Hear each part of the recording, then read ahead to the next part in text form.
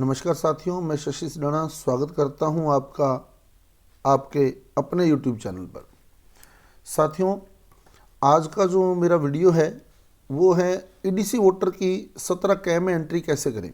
EDC voter जो कि election duty certificate लेकर हमारे पास मत डालने के लिए बूथ पर आता है, मतदान केंद्र पर आता है, और उसका वोट जो है हमें सामान्य वोटर की तरह बैलेट यूनिट से ही वोट जारी करके डलवाना होता है।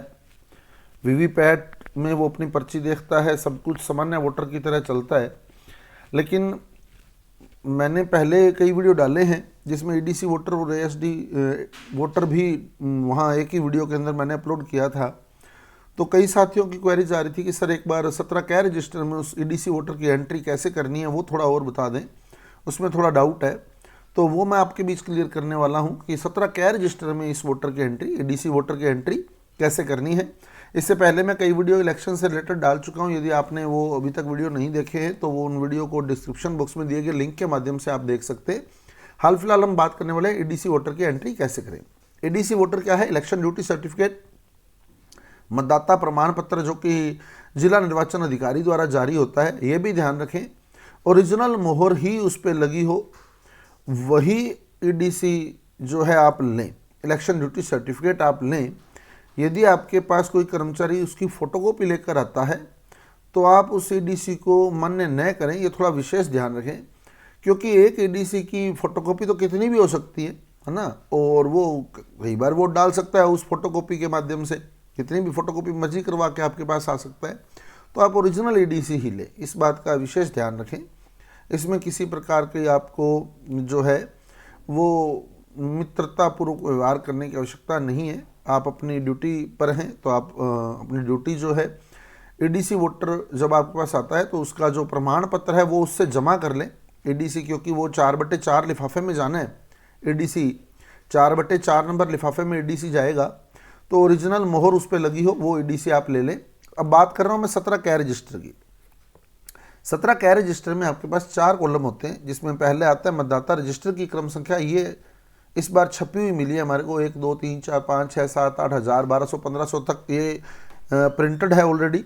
जैसे मान लो आपके पास कोई ईडीसी वोटर आया, उस समय आपके पास मतदाता रजिस्टर की जो क्रम संख्या है वो 125 चल रही है, मतदाता रजिस्टर की क्रम संख्या। अब जब वो आपके पास ईडीसी यानी सर्टिफिकेट लेकर आ रहा है, इलेक्शन ड्यूटी सर्टिफिकेट लेकर आ रहा है, तो उस सर्टिफिकेट पर निर्वाचक नामावली की क्रम संख्या उस पर लिखी होगी, भाग संख्या और क्रम संख्या दोनों लिखी होंगी उस पर।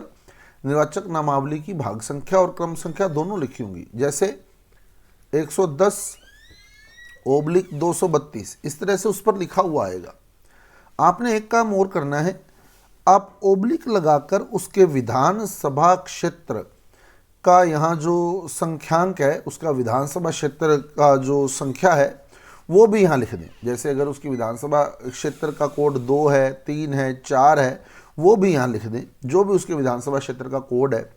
अगर वो कोड ईडीसी में नहीं लिखा हुआ है तो आप यहाँ विधानसभा का नाम ही लिख दें। जैसे मान लो मेरी विधानसभा रायसिया नगर है, तो मैं यहाँ मान लो रायसिया नगर ही लिख दूँ।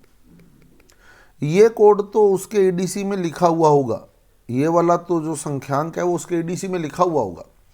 ओब्लिक करके उसकी विधानसभा क्षेत्र का संख्यांक लिखना है। अगर वो संख्यांक उसके ईडीसी में दर्ज नहीं है तो आप ओब्लिक लगाकर उसकी विधानसभा का नाम लिख दे चाहे, ताकि ध्यान रहे वो वोटर किस विधानसभा का है जो वोट डाल के गया है।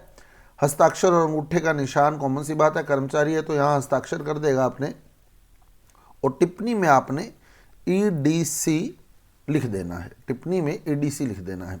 तो इस प्रकार ईडीसी वोटर की जो एंट्री है वो 17 कै रजिस्टर में आपको कर लेनी है।